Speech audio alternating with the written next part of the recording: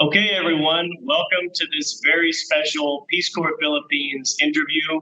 My name is Grayson Black, and I am a reentry batch 279 Peace Corps Philippines volunteer. I am a member of the Children, Youth, and Families sector. That's the youth development sector here in the Philippines. But we are very excited to have Richard Green with us here today. He is a previous returned Peace Corps volunteer from the Philippines, and he served from 1967 to 1969 in Batch 11, or what they called at that point Group 21. So, Richard, without further ado, good morning, and how are you, sir? I'm doing very well, thank you. I'm excited to be interviewed by a Peace Corps volunteer in the Philippines. I never in my wildest dreams believed anything like this could happen or would happen. But thank you for saying that. It's really an honor to be the one interviewing you, and we're just so excited that you're willing to do this. And referring to this interview, this kind of all was born out of an article that you were driven to write concerning your time in Peace Corps Philippines and everything that it meant to you. So to kind of get started with the interview, I'd love for you to tell the people kind of the narrative that you wrote there and really what the purpose of that piece was for you. Okay. First of all, I would just say that when I got back from the Philippines in the 70s sometime, I was so impressed by everything I had experienced there, all the wonderful people that I had met, and all the complicated situations that I faced, that I decided I ought to write a memoir about that time. And I did, but I decided instead of writing about 2 years, trying to cram 2 years into a reasonably length memoir, I would write just about one summer. And that was in the summer or the spring, actually, of 1968. And I wrote that memoir. It wound up to be about 19,000 words. And I have crafted it with 2 other memoirs that I've written about activities I've been involved in after that, and crafted it all together so that it's one memoir now. And I was just getting it ready to maybe send to a publisher when I happened to see an item in the news that said that Americans are more unhappy than ever about their current job. Gallup poll released figures that showed over 60% of Americans right now are very dissatisfied with their jobs. And so I started thinking about that, and I thought, well, that's too bad. That's a very high percentage to be unhappy. But then for some reason, I don't know how, I started thinking about how unhappy I had been in jobs, in certain jobs. I was a bank teller, for one, that I really disliked that job as a bank teller. And, you feel like you want to quit, but you don't want to quit because you gotta keep bringing the money in, support your family if you have one. So I've thought about that for a while. And then for some reason, I started thinking about, probably because I've been thinking about the Peace Corps a lot in the memoir, I started thinking about how I faced a very tough decision in the Philippines after the first few months. And that was when I realized that I was not doing much good there, that I was teaching modern math to teachers and students who didn't like it, didn't want to have anything to do with it. And I thought to myself, gosh, this isn't what I wanted to to be and to do in the Peace Corps. And I met with a couple of PCVs, talked to them, told them what my predicament was. And one of those PCVs was a guy named Bill Edmonds, who had his assignment in northern Luzon in a little town called Mankayan Benguet. And he invited me up there. He listened to me say how unhappy I was with my work in Calumpit. I wasn't unhappy to be in Calumpit, but I was unhappy with the work that I was supposed to be doing. So he invited me up there, and I went after I secured a approval from, I don't know how you do it now, but at that time, they had regional reps, and there was a regional representative over Central Luzon whose office was in Manila. So I decided that I would go to see him because I needed his permission. I couldn't just go up. I couldn't drop Calumpit and go up to Mankayan on my own, nor should I have been able to. So I went in to see my rep and told him what the situation was there. And he listened for a long time, didn't show anything. He just listened and listened and listened some more. So I figured he was probably one of these kind of guys who wants you to empty the tank and then he'll talk. And I think that's probably what it was. So I emptied the tank, and he leaned back and he said, well, let's see.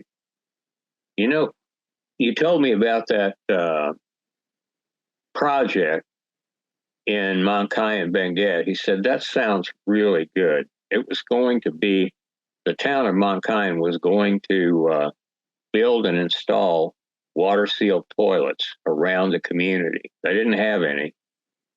Everybody just used holes in the ground, and they wanted to modernize like that. And Bill Edmonds heard about it and volunteered his help. And then when I happened to meet him one day, he told me about it and invited me up. And so I went in to see my regional rep, Dick Jameson, told him about it. And Dick said, it sounds like a very good project. I think you should do it. If you're here for my approval, you've got it. So I said, okay, it's 6 weeks. It was either 6 weeks or 10 weeks. I can't remember right now, but it was a finite period of time, and it would get me about halfway through my 2 years Peace Corps commitment. So I said, Dick, when I get back from Mankayan, I still need something to do. I don't want to go back to Calumpit and try to do the same job that I was doing. So I need your help with that. And that's mainly why I'm here. And he said, okay, he would work on it. That was his job, was to find assignments. I mean, he's the guy that found me that assignment in Calumpit and all the other PCVs who were in Central Luzon. He's the one who went around and did the introductory work in the community. So I said, that sounds great. So I just went up to Mankayan and had a transformative experience up there. It was so different than the one in Calumpit because it was much more meaningful, not only to me, but also to the people who lived up there. They were so happy that their community had decided to build these sanitary toilets. And Peace Corps was just lucky enough that Bill Edmonds was there and signed on, and then got me to sign on as well.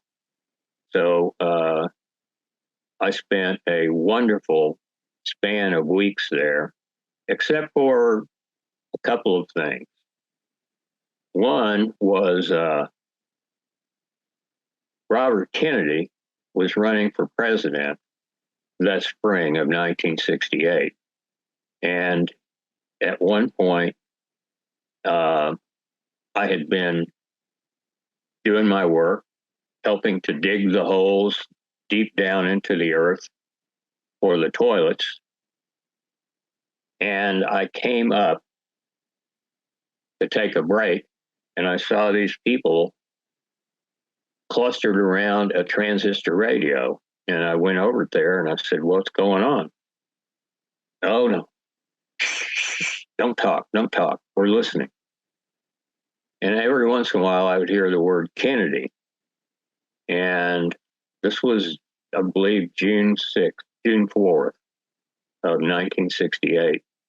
And I learned that Robert Kennedy had just been shot and that he was in grave condition. And then later on, I learned that he died. So I heard that in Mankayan Benguet, and he was my hero. Robert Kennedy was my hero at that time. Had I been back in the United States at that point, I would have been campaigning for him. So that's how deeply I felt about him. So that was something that really set Bill and I back. Bill was a big Bobby fan too. So we spent a couple of days, I guess, mourning his loss.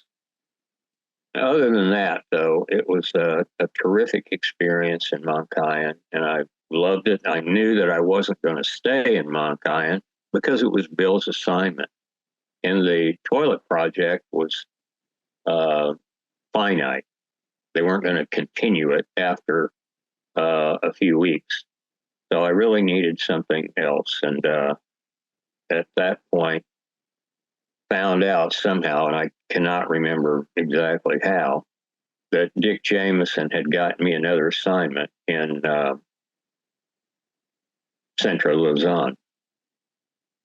And I was very anxious to go back and see what it was and go to this new town. When I got there to Calumpit, I had to tell, of course, my family. I'd stayed with a family who raised hogs, who bought them, butchered them, sold the meat. That's what they did in Calumpit. They were a very nice family, but and we got along very well. But I had to tell them that I was going to move on, and I told them about Mankayan and why I was going there. They didn't even seem to hear that part. They just said, so you're leaving? You're leaving here?" And I said, "Yes, I am, because I have to go up and do this other project." "Why don't you like us?" No. It's not that I don't like you. I like all of you. I like all of you a lot. And I think I've shown over the months that I've been here that I do. They couldn't get it. So we kind of parted company that way. And it was very, very unsatisfactory. I've thought to myself many times, what could I have done better? What could I have done to improve that situation? And truthfully, I've never come up with anything. I thought I did it just right. When I went to them, I wasn't smiling gleefully, "Hey, I'm getting out of here." Wasn't anything like that. It was just, "I have some news that I need to tell you, and I want to thank you for everything you've done for me." They acknowledged that, but they couldn't quite understand that I was leaving. And I think the reason for that was because they felt a sense of Ia. You still have that concept there? Ia, shame? Okay, I think that's what it was. I think that they felt that their family hadn't done a good enough job to keep me. I hated that. I hated the idea that that's how they felt, but it was. So I got on the Philippine Rabbit bus and went up to a place in Zambales province where I met Dick Jameson, and he took me. Jameson was the regional rep again, and he took me the rest of the way into Ocoee, which was a very isolated, small community in the Zambales Mountains. It was about 25 kilometers upland from the coast, from the western coast of Zambales. And so up there, I started my new assignment. Now, do you have any questions about what I've said so far?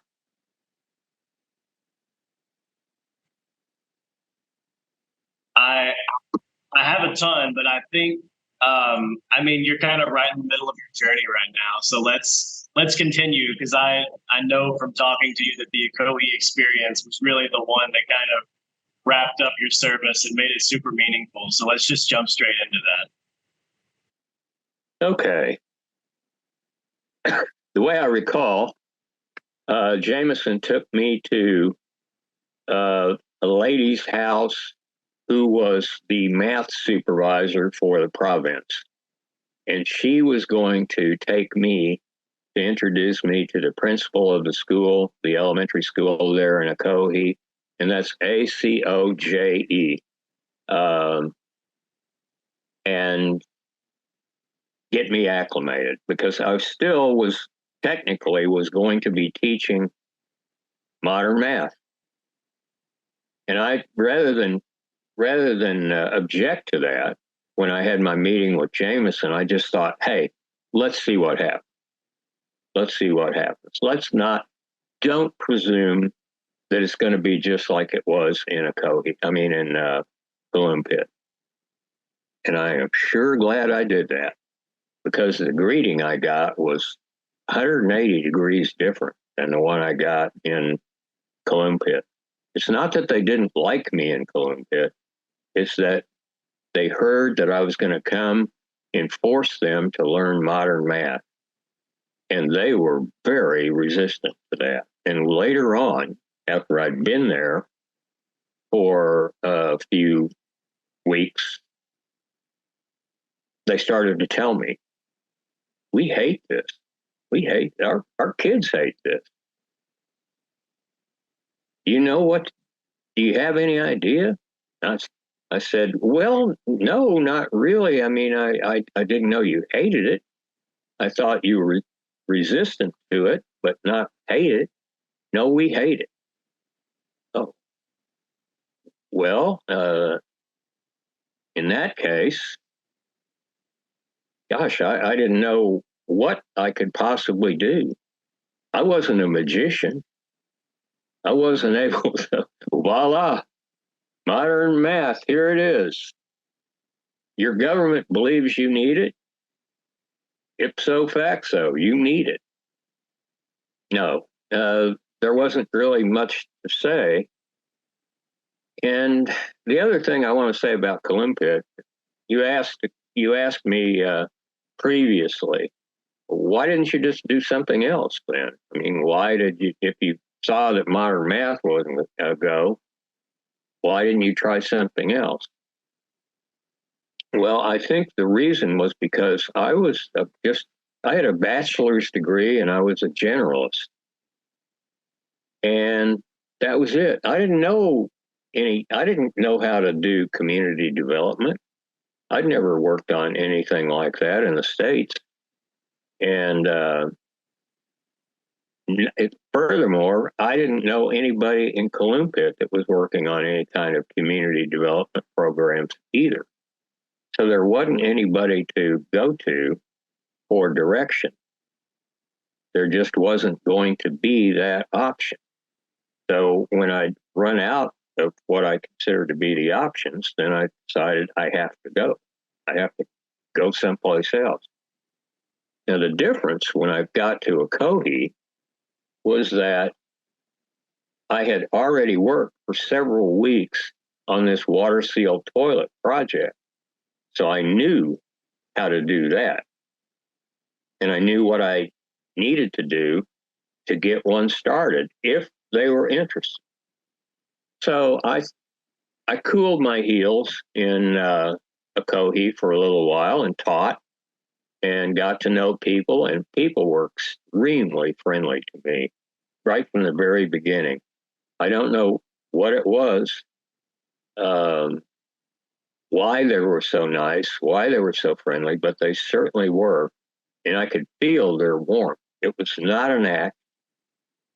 It was something that, I mean, they seemed to be proud that I was there, and so I was proud back, very proud back to be included in a community like that. And I got to know people. I got to know the teachers. The teachers didn't consider me a menace or a threat. They considered me a friend. And that's all I needed, was just that kind of welcoming. And I felt my confidence grew. And I started teaching not only math, but also other things. And they let me also teach not just in the elementary school, but in the high school. And I'd never taught high school before. So I was teaching kids who were, I think, about 12 or 13, and they were in high school at that time in the Philippines. And there were a couple of classes that I had in the high school that I just bonded to and just loved it. Just couldn't wait to get up every morning and get to that classroom. And we went on outings together. There was a beautiful river called the Lawis, Lawis River, that went not that ran right not through Ocoee, but was near there in the mountains. A beautiful mountain stream. We'd go for the whole class, and I would go on outings there, and we'd even have lessons sometimes on the bank of the Lawis River. And then we'd go for a dip, and then we'd come back out, and we'd talk about social studies some more. I mean, to me, it was heaven. I thought, if I could teach like this, I would teach forever. I don't need to look around anymore. This is what I want to do. And I want it to be in a place like this. One of the teachers I grew especially fond of, her name was Lynn Fiagoy, and she was the daughter of the chief of security in Ocoee. Now, it's the mining community. So even though people lived there, Ocoee was not owned by the city; it was owned by the mine, and they were mining chromite. So they were digging down into the earth to mine chromite. A couple of times, an engineer took me down, way down in the earth, to show me what it's like to mine chromite, and I was blown away by that. That was a terrific experience.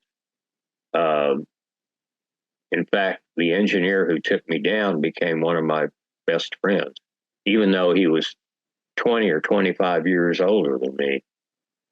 But we really bonded, and the CPA at the mine also, who was the same age as this engineer, we bonded as well.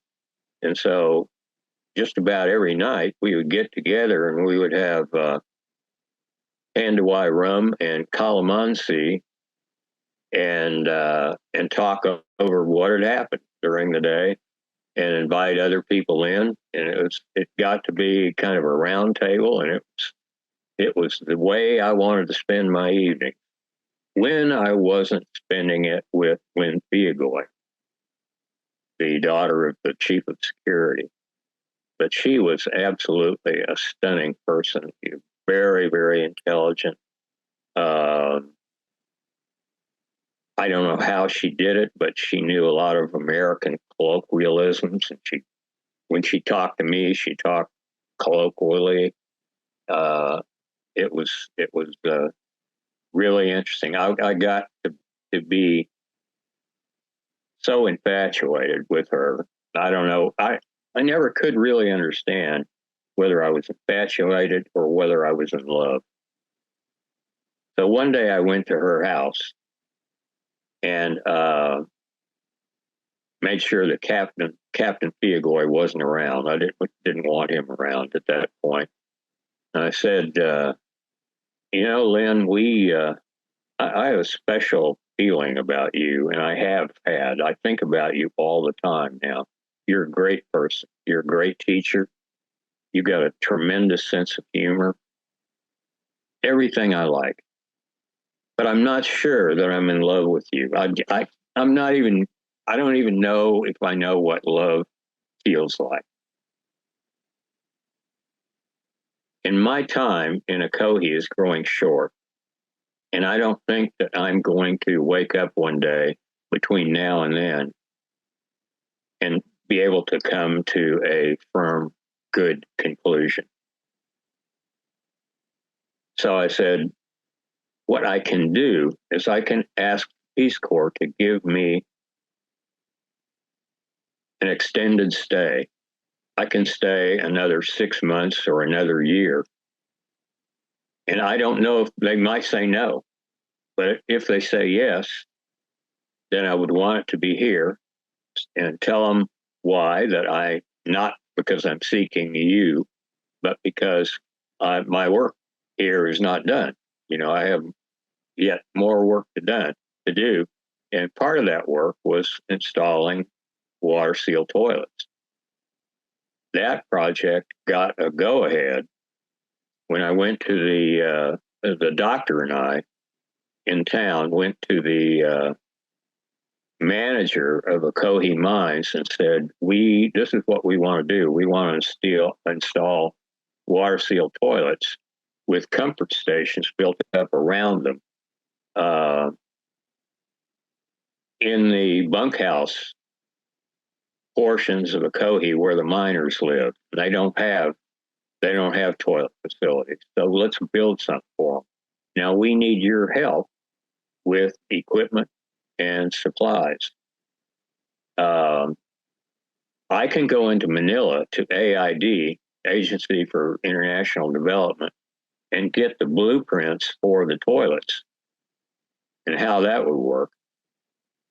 But then you have to provide, if you would, if you're interested, you'd have to provide the wood, the concrete, because the toilet bowls are going to be made out of concrete. So the doctor and I went to the mine manager, and he said, sure, he'd be happy to do that. Just give him some idea of how much we needed.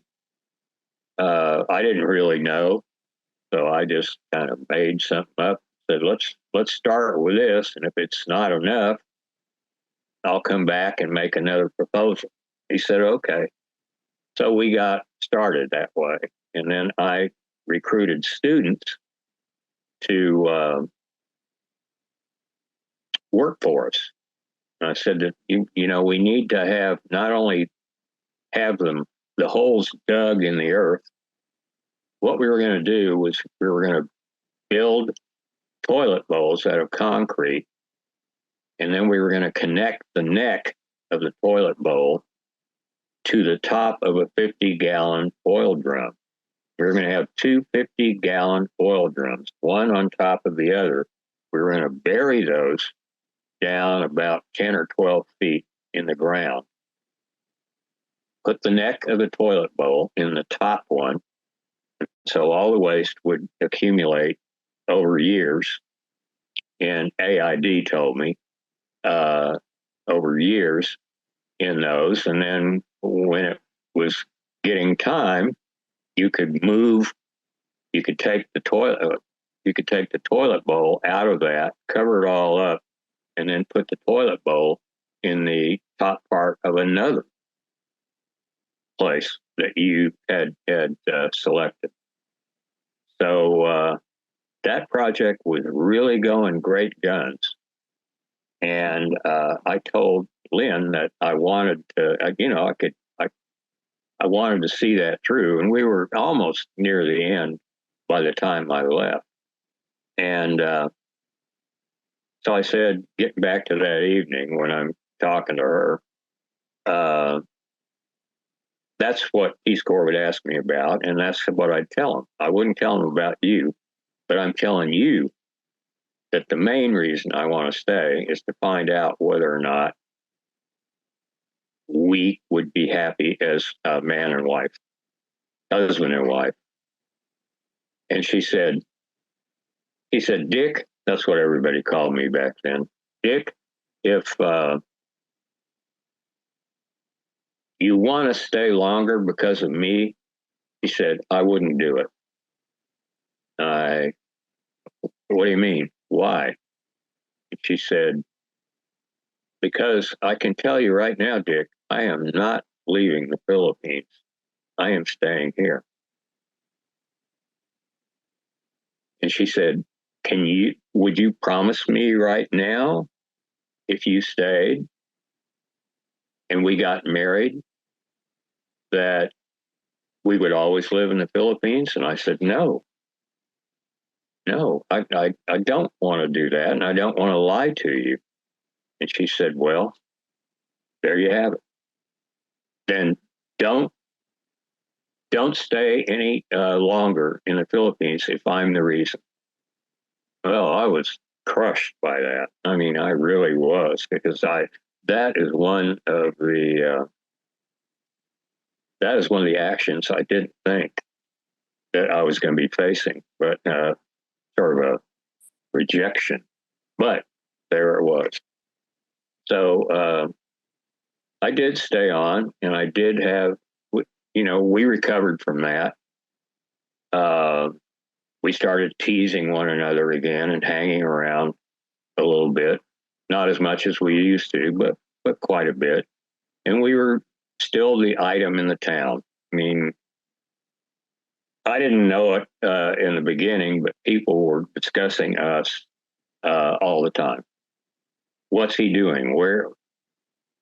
When are they alone? Do they ever get to be alone? Well, the answer to that was no. No, we didn't ever get to be alone, which was a big impediment and was one of the reasons, of course, why I couldn't decide that we should get married, because we'd never even really been alone. So, and we weren't going to be. So that was a big impediment, but it's something that everybody faced, and you just have to take your chance. And I was unwilling to take a chance when I was 25 years old. I mean, the way I told Lynn, I said, I'm just getting started. I want you to be part of it, but I'm just getting started. And it's not all about me. You're a great person. I mean, you've got many or more assets than I do. But I think it would be great if we could spend some time in the Philippines and some time in the United States. And then we'll just see. We would just see. But she said, no, I am what she described, she didn't use the word nationalist, but that's what she was. And she believed very strongly that the Philippines should start making its own way. And she was happy that there were Peace Corps volunteers around, but she wasn't that happy that the military was all over the place. She just soon had the U.S. military scaled way back so that the Philippines could start seeing that they needed the wherewithal to defend themselves and maybe have an alliance in Southeast Asia, but not a U.S. protectorate. But she didn't like that at all. So One other thing that comes to mind that I thought I would mention is that I lived in the Ocoee Mines guest house. I just had a room in this big house on a hill. And the reason it's called the guest house is because if customers came, mining company customers came for doing business, they stayed in the guest house. So since I was there, I became sort of the de facto host for the Ocoee Mines when people were visiting. And I loved doing that. I thought it was extremely interesting. And it was even more interesting because the only people who ever came were Japanese. And the reason they were Japanese was because Japan was the only customer that the Ocoee Mines had. And so Japanese men would come and they'd spend 3 or 4 nights doing business, and before they'd go back to Tokyo. Well, when the Japanese were conducting their business during the day, they did so with engineers, CPAs, and all the rest. But when the end of the day came, the Filipinos expected me to be the chaperone and the person who would keep them company. And I was happy to do it.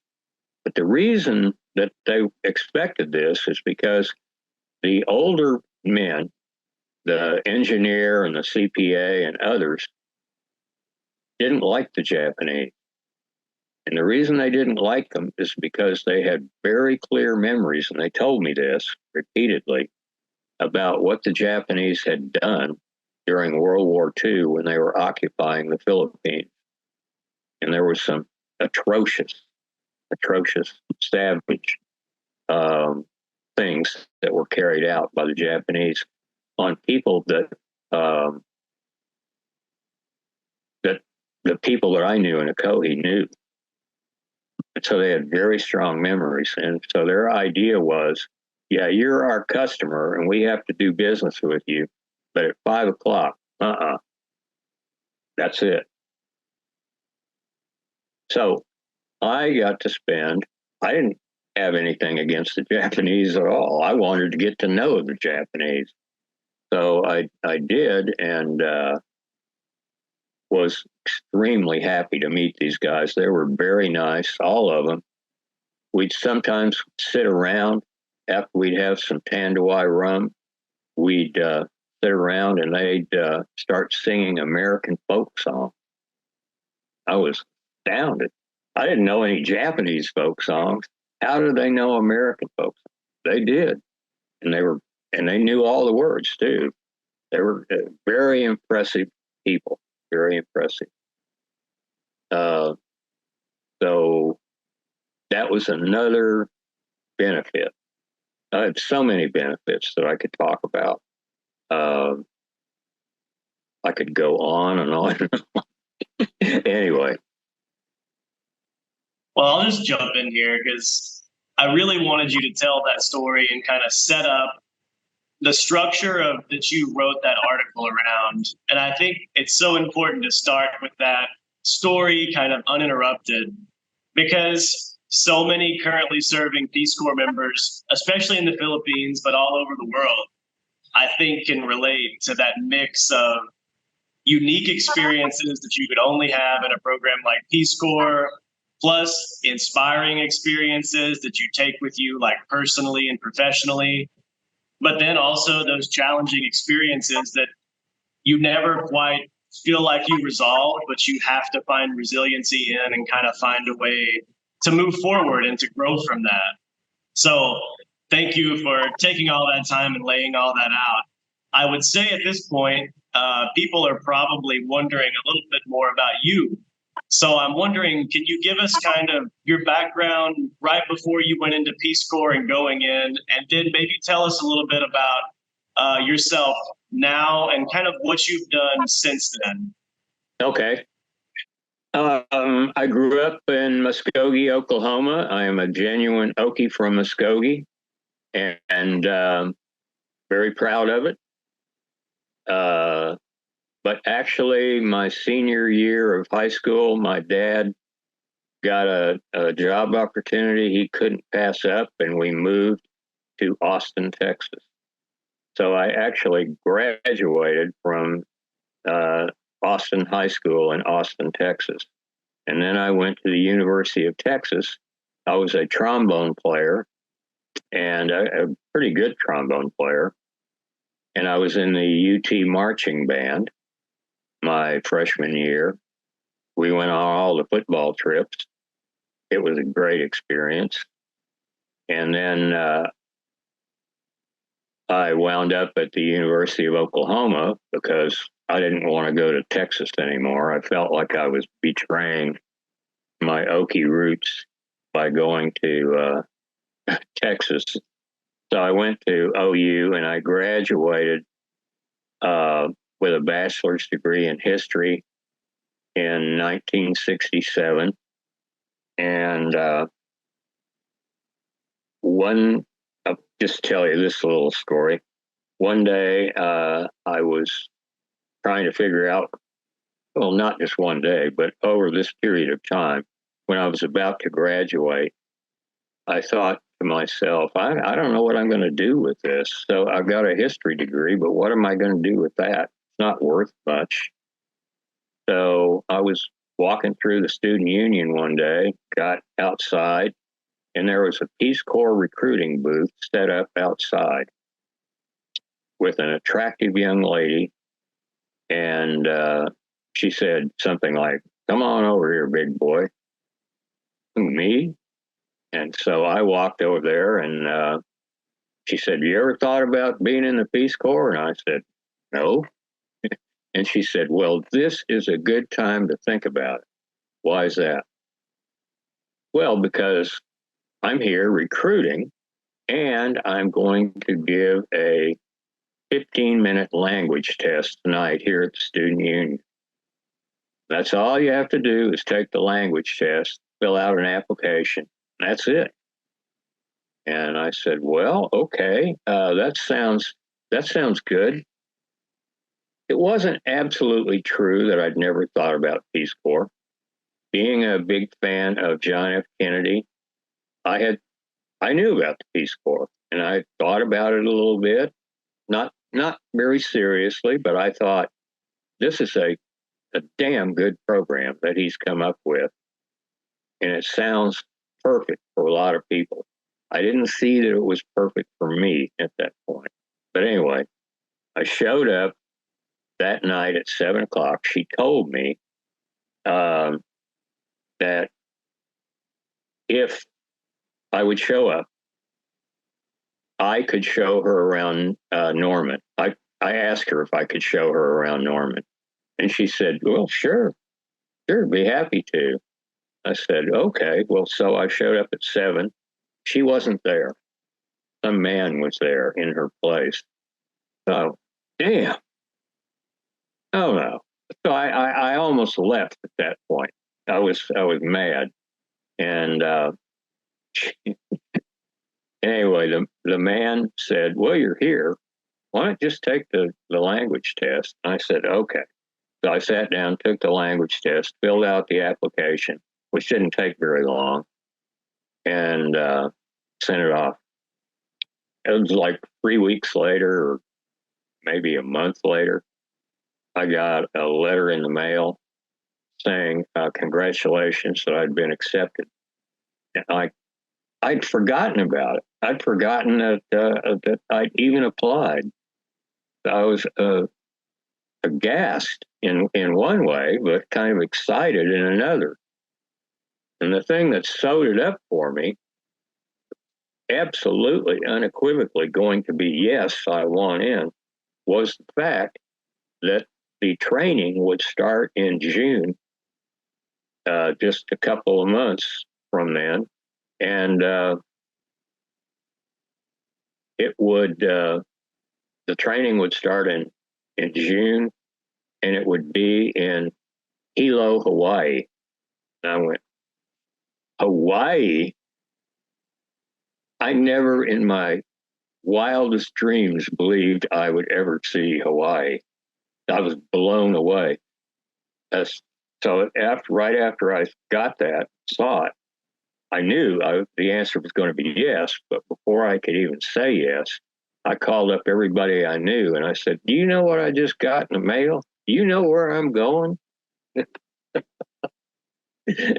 So anyway, we trained for 10 weeks in Hawaii on the Big Island, and it was a tremendous adventure. I absolutely loved just about everything about it. I know that Peace Corps doesn't train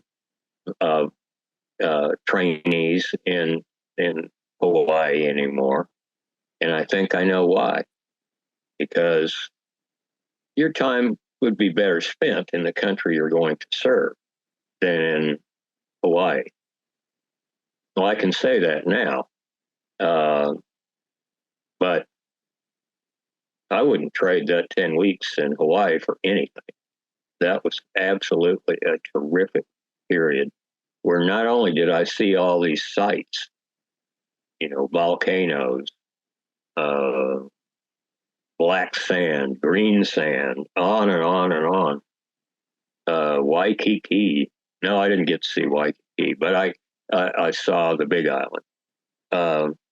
It was just a extremely interesting. Not only that, but getting to meet trainees from all over the country. I met some. Part of our group were guys who graduated from Harvard, Columbia, all over, and I was extremely surprised to see, or to believe anyway, that even in this august company, I thought I fit right in, and that really helped my sense of confidence, I guess, knowing that was, or at least believing that might be true. So after Peace Corps, I went. I contacted the Oklahoma City Public Schools from Manila somehow. I don't remember how. To ask what I needed to do to get ready to teach in Oklahoma City when I got back. And the answer I got was that you need to take 2 years of teacher training. And I thought, that's nuts. I've just been teaching for 2 years under some really difficult situations. And you want me to take 2 years in a college of teacher training? Well, the answer is yes. That's what we want you to do if you want to teach. So I thought, that's no good. My dad intervened. He's always intervening for me in some way or the other, and he found out that a new program was going to be starting up in Norman, Oklahoma, where the OU campus is, and that it was going to be called Teacher Corps. And Teacher Corps would give me 3 things. It would give me a stipend, in other words, pay. It would pay me to be in the program, and I could earn teacher certification and a master's degree. And it was 2 years, just like Peace Corps, 2 years. So that met all my needs. So when I got back, I joined Teacher Corps. So I was in Peace Corps for 2 years, and then I was in Teacher Corps for 2 years. And the hell of it is that when the Teacher Corps program was over 2 years later and I had my master's degree, I didn't want to be a teacher anymore. So I got in my car and headed west. And wound up in Denver and did a job there. And then while I was trying to find myself out in the great American West, I was writing and making all kinds of notes. I decided I wanted to be a writer.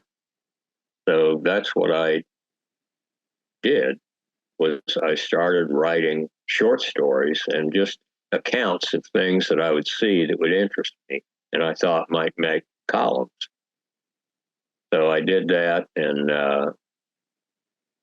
after I worked for the University of Denver for over a year as a student recruiter, and saw that there was no future in that.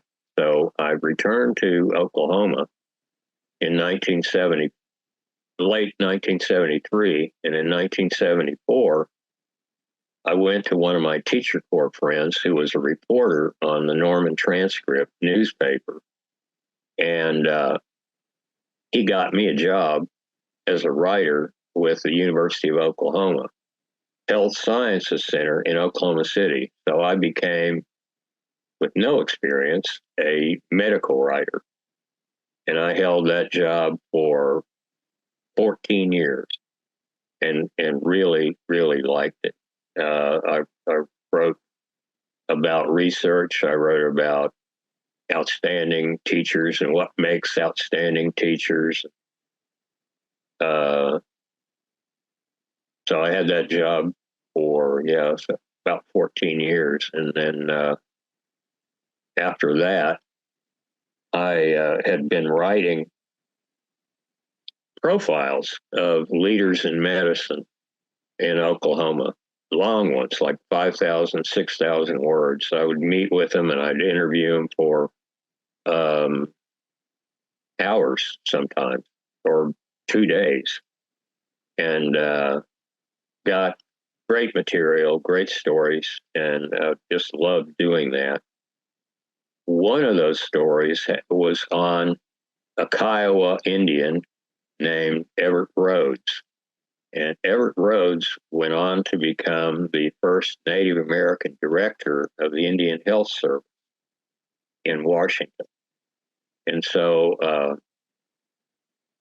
I wrote that up, and everybody seemed to like it. And so when I was coming to near the end of my time at the Health Sciences Center, I packaged that article up one day and sent it to 5 Native American tribes in Oklahoma, headquartered in Oklahoma. And I said, I can do this for you. I can write these profiles. If you're interested in having me write profiles of your elders and your distinguished tribal members, let me know. So I sent out 5 in alphabetical order. And the only one I heard from back was the Chickasaw Nation, headquartered in Ada, Oklahoma. But one day, the phone rang, and it was a guy calling me saying that he was the head of cultural committee for the Chickasaw Nation, and he wanted me to come over to his house and meet with him because they had an idea that they wanted to discuss with me. He said, it's not profiles. We're not interested in your profile idea, but we are interested in something else that you could do for the tribe. So I went over and met with him, and he said, what we want is a history of the Chickasaw Nation in the 20th century, from about 1890s up to modern times. And I said, well, I don't know anything about the Chickasaw Nation. He said, that's okay. I checked you out. You're a good writer, and you do good research, and that's what we're interested in. Can you learn? We think you can. So he drove me then from Oklahoma City to Ada to meet the governor of the tribe. And after a short interview, I got hired. And I kept that job with the Chickasaw Nation as tribal historian for 24 years. So that's mainly what I have been, or mainly what I had been doing most of my professional career. I retired from that in 2016, and I've been writing memoirs ever since. Wow, that is incredible. So you have quite a bit of published work, is that correct? Yes. Wow. Yeah, I wrote 5 books that were published by 4 of them were published by the Chickasaw Press, and one of them was published by the University of Oklahoma Press. That's incredible. I had a great time doing that. I had a great time going to Washington, D.C., and the southeastern part of the United States where the Chickasaws came from, doing research for years and years, and then publishing the results either as articles or books. And it was a wonderful job. Yeah, we will definitely. I would love to get a list of your works and make sure that that's attached, to this publication of this interview. Well, my first comment on that, Richard, is I did not know that we were both band nerds, because I played alto saxophone in the marching band and you were on trombone. That's right. So, having been in a marching band, that the trombones were on the front row. Oh, yeah. Front and center. One of the most important pieces. You guys and then the trumpets, I think, were the centerpieces. And the drums. Oh, yeah. Always the percussion section. Yes, that's right. But, it's super cool for me to hear that, like, even though your experience with testing for Peace Corps and then getting accepted and then going through a very different training process, it's still like, as soon as you get the notification that you're accepted to Peace Corps, it's kind of like those life-changing experiences just immediately start.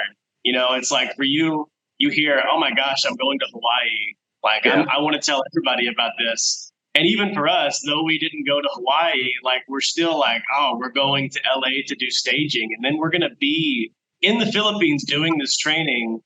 And similarly, you're meeting all these people from all over the United States that are coming together. You don't know them.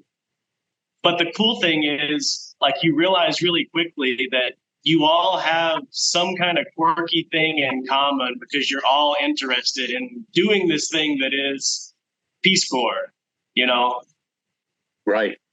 Absolutely. Yeah. It's so interesting that even though, the experiences are really different, really, like, conceptually, it's the same kind of feeling of excitement. And that's really where so many experiences that you take with you for the rest of your life kind of begin. Well, the other thing, too, that I like to point out is that later, after I found I was going to Hawaii for training, it was very shortly thereafter that I got another letter saying, you're going to the Philippines. And I thought, huh? Where's that? I literally had no idea where it was. And then, so I went to the library, because back in those days, there were no smartphones. So you went to the library to learn what you could, and found out where the Philippines was and as much as I could about it. And as I read, I got more and more excited. This is just so different than anything I've ever done, anything I've ever imagined. That I would be going and that far away and living on islands. And I read that there were like 7,000 islands in the Philippines. Whoa, just blown away by all of this and all the different languages. It just seemed like heaven had opened up and I had gotten admitted. Yeah, so it's interesting that you actually went to, like, your staging before you knew where you were going. So I guess that initial language test was more of like a test of your like grasp of English and them testing your ability to be able to to teach English? I really can't, and I can't remember what the test was like. Not at all. So I can't say. But and I don't know if it was used to select my discipline. But there were 3 disciplines that my group of Peace Corps volunteers were involved in, and you were only involved in one of the 3. There was math, science, and English. That was it. So I thought to myself, well, I know English pretty well. I know some science. I don't know any math, but I don't need to worry. It won't be math. And then I found out one day, and I think it was the second week we were training in Hawaii, that I was going to be teaching math. And I thought, no, this is a mistake. No, they got this wrong. They don't understand. I went to the training site supervisor and I said, it says math here. Do you know how many hours of math I had in college? No. 0. I had 0. I dropped out of math twice. And you want me to teach math in the Philippines? He said, yes, don't worry about it. He wore a pith helmet also. He was about 50 years old, wore a pith helmet, had a riding crop that he carried around. He said, this has all been done by computers, and there's no mistake. It knows more than you do. I said, that's crazy, and you're nuts. I said that to the training site supervisor, and I don't know why I wasn't expelled at that point, but a staff member who had been a TCV came and got me by the arm and led me away and said, look, you can do this. You may not think that you can teach math, modern math, in the Philippines, but you can. I promise you, you can. Don't throw away this golden opportunity. You won't get another chance.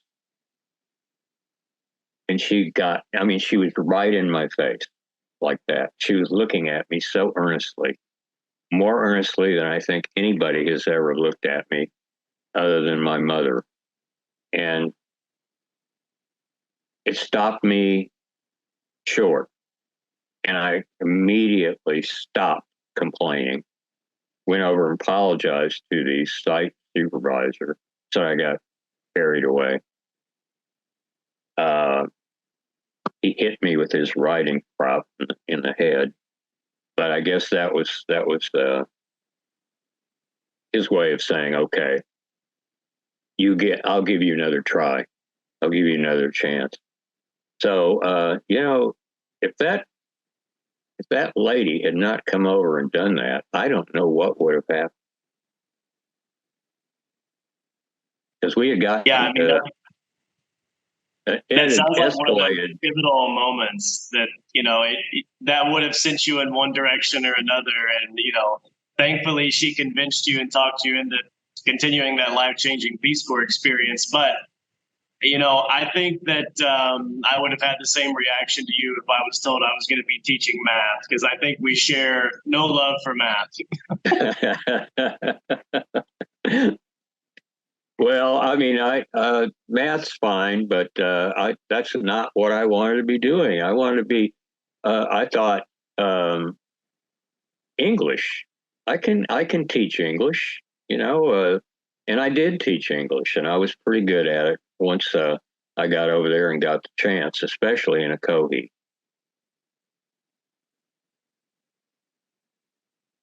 Oh, that's and awesome. one other thing about a Kohi. And that was, there were almost no textbooks in that school, almost none. So what I did was I started writing out lessons. because I wanted my students to read. I wanted them to read in English and understand what they were reading. And since there weren't any textbooks, I decided I would write lessons. And sometimes I would write funny things, talking catfish in rice fields, and an interview with John Lennon, in which he says many, many outlandish things, and everybody's laughing at the end of it. And I just thought, I really like doing this. I really like writing these things out. And I think that got me started on the writing angle that I never really considered at all until I started doing it and found that I enjoyed it and found that my audience enjoyed it too. And I thought, let's continue. Well, I want to follow up on that. I mean, I think everyone can definitely tell that ACOHE was really the core of the meaningful experience that you had in Peace Corps. I'm wondering if you could put your finger on one thing, one or two things maybe, that really made that experience special and made it feel meaningful for you, and like the one or two things that have made you kind of carry it with you throughout the rest of your life. What would you say those one or two things have been? Well, I think one of them would be the relationships that I made with my students who worked for the community on the sanitation project. They really believed in it. I mean, these guys were 13, 14, 15 years old, and they'd never had jobs before, and now they had this. And I don't know, I can't remember how much they were getting paid. Very little, but it didn't matter because they felt so important that they were getting to do this for the community that they lived in. And people would gather out on the out where we were digging to put in one of these toilets, and you could tell they really were quite happy that we were there doing that. And I was quite happy that it wasn't just me. I was surrounded by Filipinos, and some of them were my students. That was a tremendous feeling that I still have to this day. I have it right now, thinking about how great that was. And that one of, just as a kind of to extrapolate from one of those students went on to become a member of the Philippine Supreme Court, Judge Vivandur. And in 2012, he invited me to address a homecoming in ACOHE. He was the master of ceremonies and gave the main speech, but he invited me to give a speech. And that was, I was beyond happy with that. I was ecstatic. And the reason I was able to do this was because of an incident that occurred in 2009 when I was driving back from Ada to Oklahoma City to my house. And I was thinking over what I'd heard at a meeting that I had attended in Ada. And toward the end of the meeting, somebody had mentioned that they were a member of Facebook. And they asked me, was I a member of Facebook? And I said, no, I haven't heard anything good about Facebook. No, I don't want to. And he said, now, wait a second. Do you know that with Facebook, you can reconnect with people that you haven't seen in a long time? And I said, well, no, I don't know that. Said, well, you get to be a member of Facebook, and there's all kinds of stuff that you can do. You can find people that you have not even thought about in years. I said, oh, really? Really? Well, okay. So I was thinking about this on my drive back, and then it occurred to me that that might also mean the Philippines. They probably have Facebook in the Philippines. So when I got back to Oklahoma City, I got on my laptop and joined Facebook right away. And as soon as I joined it, I saw that there was I started looking for a Facebook site in Ocoee. And lo and behold, there was one. So right away, I'm sitting there tingling all over and hit send, asking if I can be a member of this Facebook page in Ocoee. And I don't know, half an hour or so, I got a response. Yes, you can be a member. And so I joined that Facebook site. And my first post was, "This is who I am. This is why I'm interested in Ocoee." Well, the person who saw it didn't know me, didn't know anything about me, but was talking to other people, and they said, "Oh yeah, we remember him. Yeah, yeah, he was in the Peace Corps. He was a teacher here." And so within 2 days, I got like 12 or 15 friend requests from these Filipinos that I hadn't seen since 1969. I mean, I'm again just blown away by this. And two of them are my godsons. I had three co-teachers who each had a child in the same year, and those three co-teachers of mine asked me to be the compadre of their child. And I said yes every time. And so I was at their baptism, signed the book, and became their godfather. And two of those have been my Facebook friends ever since. So Facebook has been an absolute godsend in that way for me, because I had lost touch with just about everybody in Ocoee and Moncayan, just lost touch with them. But just like that, we're reconnected. And I got just 2 hours ago, I got a message from one of those, from Lynn, the very one I was telling you about, the one that I wanted to, that I was thinking about marrying. 2 hours ago, I got something from, it was a happy Valentine's message. There's no end to this, Grayson. There's no end. It just goes on and on and on. That's so incredible, and I mean, it's one of the revolutionary and positive things about social media for sure. I mean, even this interview, we're able to do it because of advances in technology. So, just a quick question: have you returned to the Philippines, or were you able to do all those things through like video calls and whatnot? Well, that's a good question, and I certainly anticipated that you were going to ask me that question. So I thought about it a little bit, and I wanted to say, first of all, that to answer the question succinctly, no, I have not been back. The reason I have not been back was because in the beginning, I got married in 1974, and we had two boys in quick succession. And so I was a family man. I was a family man for many years. And I was a science writer, and my wife was a nurse.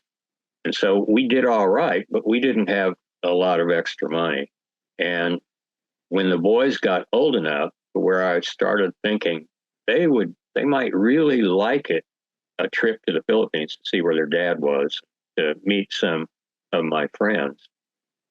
We just didn't have the money, and it couldn't really finagle it without taking out some kind of monster loan, and so it didn't do that. And then when Facebook came along. If it had not come along, I don't know, maybe I would have felt a strong compulsion to return. But then the other thing that I need to mention about that is that since about 2012 or 2013, Akohi has been the victim of avaricious mining companies that have come in and are conducting strip mining there. And what they're doing to get the copper that they want is they're leveling mountains. They're loading up all this dirt into dump trucks. The dump trucks are taking the dirt down to the coast. It is being shipped over to to China, where it will be processed. They will remove whatever copper is in the dirt, and they will process that copper. Then they will take the dirt, and what they will do with that is create barrier islands for China to protect China against tsunamis and, storms like that. So the beautiful mountains that I remember from Akohi are now barrier islands protecting the Chinese. And that just makes me crazy, absolutely crazy. And so we talk about that back and forth. And starting in 2012 and 13 in there, we started going back and forth on Facebook. And I said to everybody who would listen to me, you need to create a sustainable form of economy there. And mining is not it. When all the copper's gone, they'll be gone. And they will leave Akohi, and you will have bad water. You will have no forests, or very, very little forest. And it will be a mess. And no one will want to live here. And not only from that point of view, but also from the point of view that you can't earn any money here. So that's kind of where I'm at now, and I wish this wasn't true. I wish, for everybody's sake, that this hadn't happened, but it has. And the people who lived in Akohi at the time, I guess, were powerless because the money was all with the mining companies, and it still is. I checked just about a month ago, and it's still going on. Strip mining is still going on, even right now. So that's awful, but it's a fact, and it has something to do, I guess, with I don't have the means to do anything about this. All I can do is tell people what I think, but I am not independently wealthy. If I was, maybe I could send some contributions over there that might be meaningful.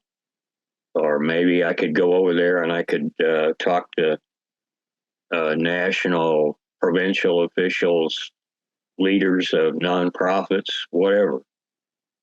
I would be glad to do that, but I don't have a forum for that, really. And I would need a lot of people from Akohi to be leading this. I'm not the leader. They are the leaders. Exactly. Yeah.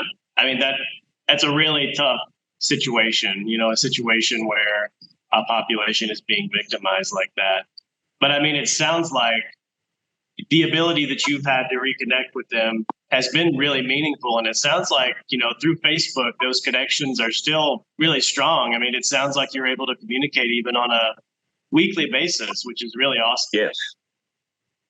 That is true. That is true. And it's something that I never could have envisioned in my wildest dreams. When I left, I could still have relationships that were meaningful with the people I knew, including a lot of my students. That's awesome. That's so Yep. cool.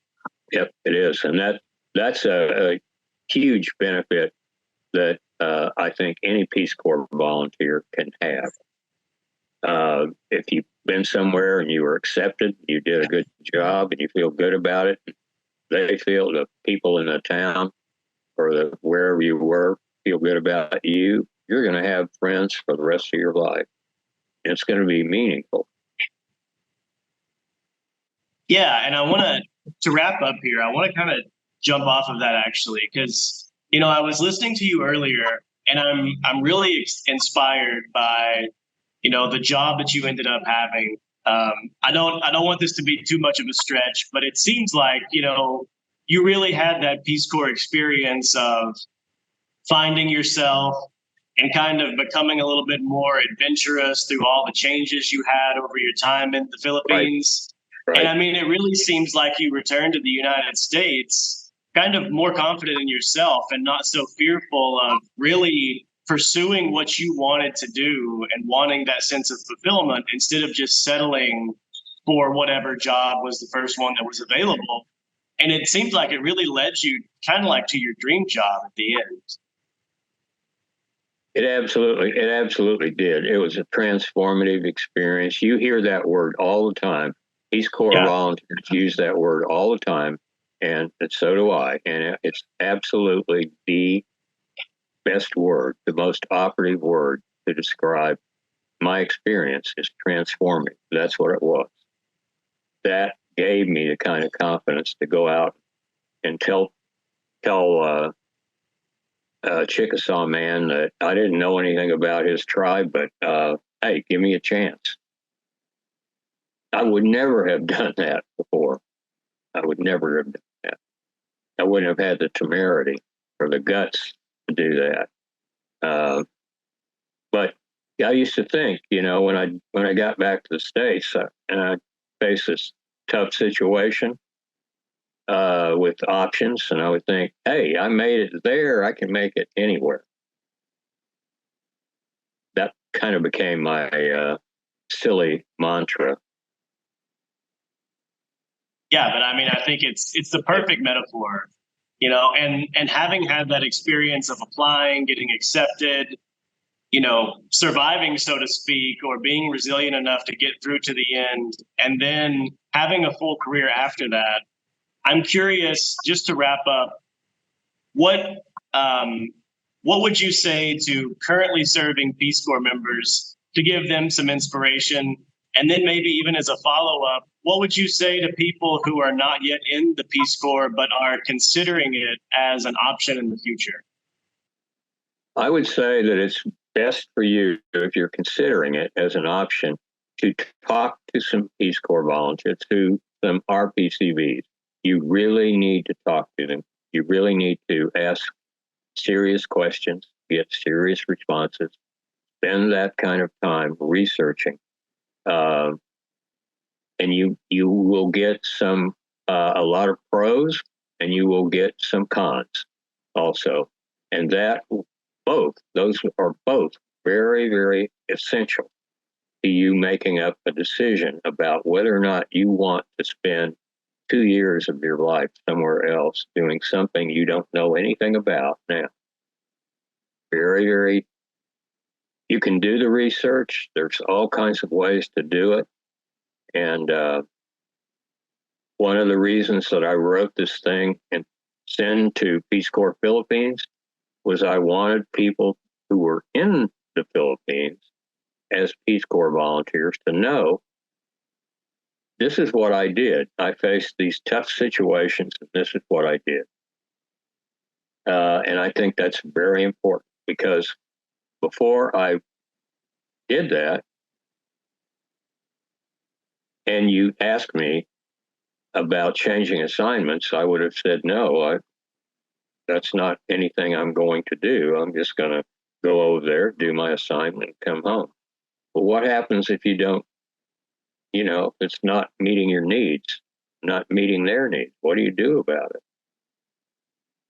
Well, If I hadn't run into Bill Edmonds, I don't know what I would have done. I don't know. And he gave, that's why I called it luck. It was luck that I ran into him. But then I also called it pluck on my part to go in and see Dick Jameson and convince him that I needed a change. So it was both elements right there. You take one or the other away, and where am I?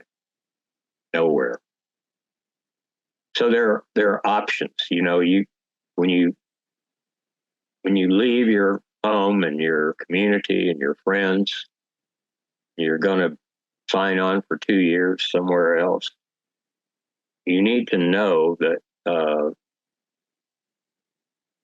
you are going to be faced with some challenges and some really tough times. But there are ways that you have to take care of that. And it's like any job in that way. When you get a new job, you've never done it before. It's like when I started science writing. I'd never been a science writer. I'd never been a writer at all. But I found that I could do it. And then I found what kind of writer I wanted to be, what kind of articles I wanted to do. And I was lucky in that I never had a boss who said, I want you to do 5 articles a week, and I want them to be all science and nothing else. Had it been that way, I wouldn't have lasted. So I was lucky that I never had a supervisor like that. So luck and then your own initiative. And if you have initiative and you believe that after you've done your research, that Peace Corps is something that you would certainly take a chance with, then do it. Because there are many of us like me out there who can tell you that it was the best thing we ever did. And when we got into it, we had no idea. Because I hadn't done the research the way you can do the research right now. I never talked to a Peace Corps volunteer. I just said, okay, yes, since it's Hawaii, I'm going. That was silly. But that's why I maintain that if you do your research, that's all you can do. And if you do it diligently, and you're really and truly interested in the first place, that's a big part of it right there. It's incredible. I love the focus on initiative, because I mean, it really is. It's like, you have to take the initiative if you're struggling or if you're having issues to take the chance to make a change and make the experience your own.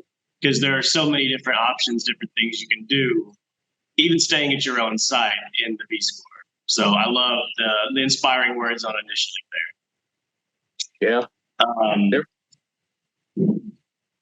There was one other thing I was going to mention at some point earlier, and that was when I started thinking about luck again. I thought about a trip that a Peace Corps volunteer friend of mine and I had taken to the exploding Taal volcano in 1967. It had been going off for some time. We heard about it. We thought, we need to see this. We need to meet somewhere and then continue on to the province where Taal is. And Taal is a volcano that's on an island in a lake. And it had been going off for some time. So when we got there, we started looking around. How do we get out to that island? Well, it has to be a boat. Who's got a boat? Looked around. We went into town. We asked, who's got a boat around here? Or a banca, they call them.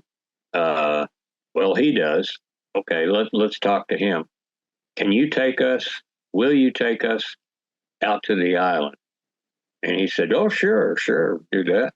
So we fixed on a price, and he rowed us out to the island, and we said, we'll be back in about half an hour or so.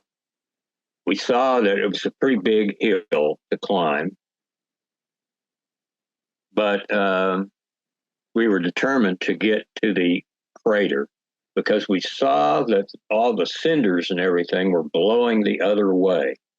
And so we wanted to come up on one side downwind so that the wind would be carrying all of the dangerous stuff away from us.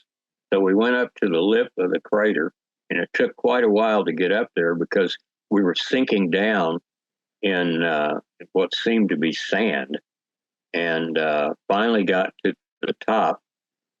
The noise from the exploding volcano was so loud that even standing next to one another, we could not hear ourselves. So I was standing literally on the lip of the crater when my friend came up, grabbed me by the shirt, and pulled me back. And just at that time, where I had been standing, that dirt had collapsed down into the crater. Where the lava was, I mean, I would have been dead as soon as I hit that floor. And he pulled me back. Wow. Wow, that is crazy. Yeah, that adds a new meaning to luck. And I can hear our safety and security's heart rates increasing right now listening to this. It was absolutely incredible. I was walking with shaky legs for a few days after that. I couldn't believe that I was so stupid that I would stand right there on the lip of that crater with the molten lava down below me. And yeah. I was so mesmerized that, in fact, I took a few photos. They're really no good, but I took the photos. And long about that time is when he grabbed me and pulled me back. Saved my life. Wow. One more life lesson learned, huh? Yeah. Well, Richard, sure. do you have any final thoughts here before we fully wrap up? No, I don't think so. I've blasted on for quite a while here. I would like to know if it's going to be possible for me to see this at any point. Absolutely. So I think our working plan right now is to try and post this full interview to Facebook. If not, if we can't get the full interview on Facebook, we may put it on YouTube and then put the link on Facebook because we have some privacy standards we have to work around. But then we will also be taking clips of it, like single stories that you've told, and posting those on Instagram. Probably over the next few months, those will come out like week by week. So that's our plan right now. So I better join Instagram then. Yeah, I mean, you can join Instagram. We will probably post those same clips to Facebook, but of course, follow us on both and you'll be able to see the full thing and then the reactions to the small clips as they come out too. Oh, okay. That sounds great. Sounds great. I'm really looking forward to it. And I really enjoyed myself here tonight. And me too. It's been incredible talking to you, and thank you so much. Everyone, again, Richard Green, Batch 11, returned Peace Corps Philippines volunteer from 1967 to 1969. Richard, plug your article one more time and maybe even a few of your publications so people can check you out further. Well, it was just what I did with that is I sent it via Facebook to Peace Corps Philippines. That's it. That's the only place it's appeared. Got you. Well, we will be sure that is published and posted along with this interview so people can check that out and then also listen to your narration of the story that we did at the beginning. Okay. All right. Sounds great, Grayson. All right. Well, thank you so much again for your time, Richard, and for being flexible with us. It's been incredible talking to you. All right. Thanks a lot. And say hi to Carly for me. Absolutely. All right. Okay. Until next time, my friend. All right. Bye-bye. See you.